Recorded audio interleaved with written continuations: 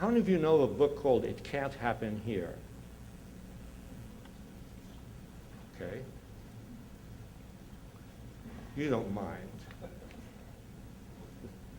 since you know about the book, if I quote from it.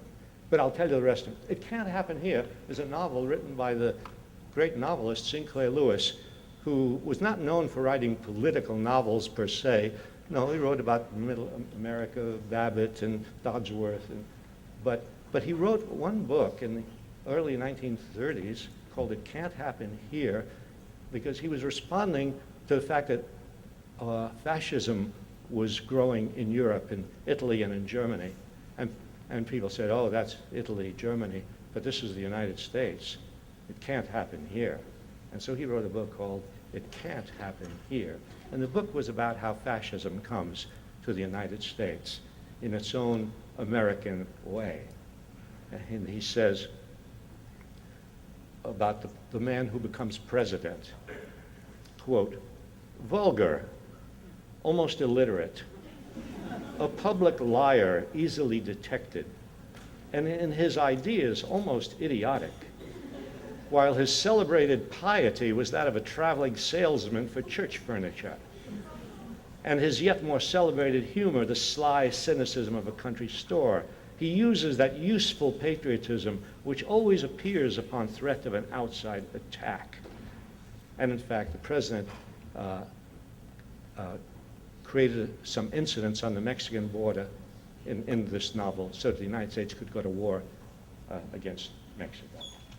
Well, anyway, I guess, what am I saying to you? That we have a lot to do.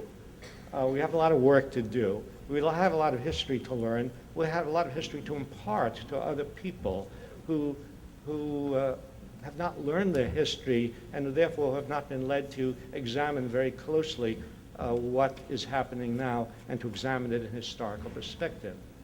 And it's comforting to know we don't have to do it all ourselves because, as I said, even despite the media and the government, now 2/3 of the American people are opposed to the war because there's a way in which, and the reason for this, despite the media, is that there's a way that truth makes its way through the apertures of even a closed society. That the truth has a power which is greater than the propaganda of the people who control the media.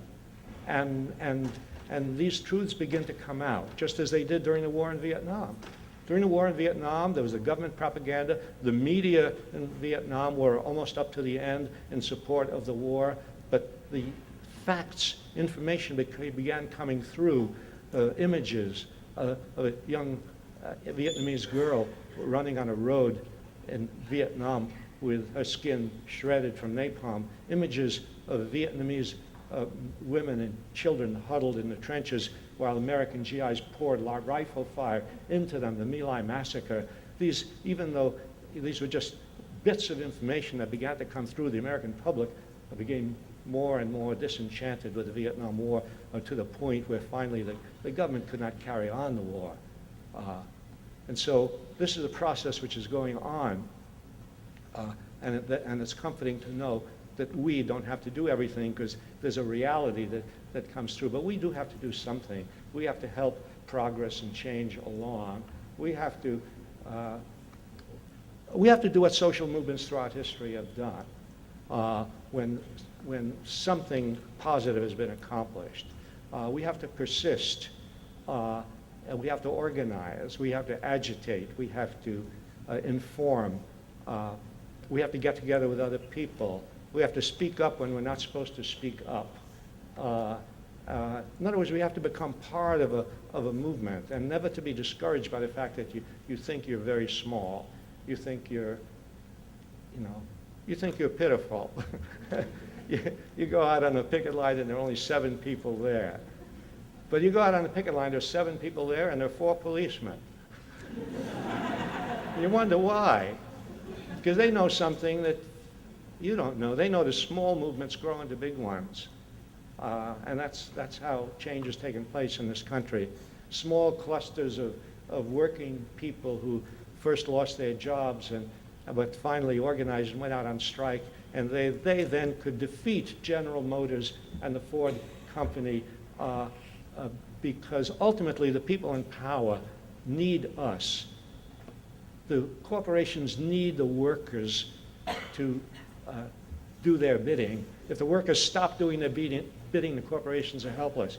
If people stop buying their products, and this was learned when farm workers out on the West Coast boycotted grapes, when people stop buying their products and boycott them, then the greatest economic conglomerates become helpless in the face of this. In other words, people do have a power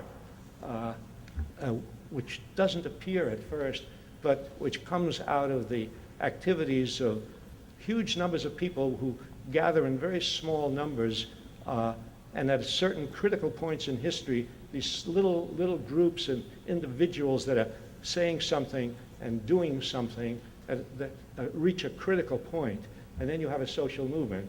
And then the South erupts with black rebellion against the situation of racial segregation. And then you have a nationwide movement against the war. And then you have a women's movement, which brings the situation of women to the attention of the public without any constitutional amendment, without any initiative of Congress and the president. And these movements, gay, lesbian movements, movements of the disabled, they all appear powerless at first. But when people join them, and they get together, and they persist, and they don't give up, they don't lose hope, at certain points in history, things change. And we're at a point in history when things need to change, and we can play a part in that. Thank you.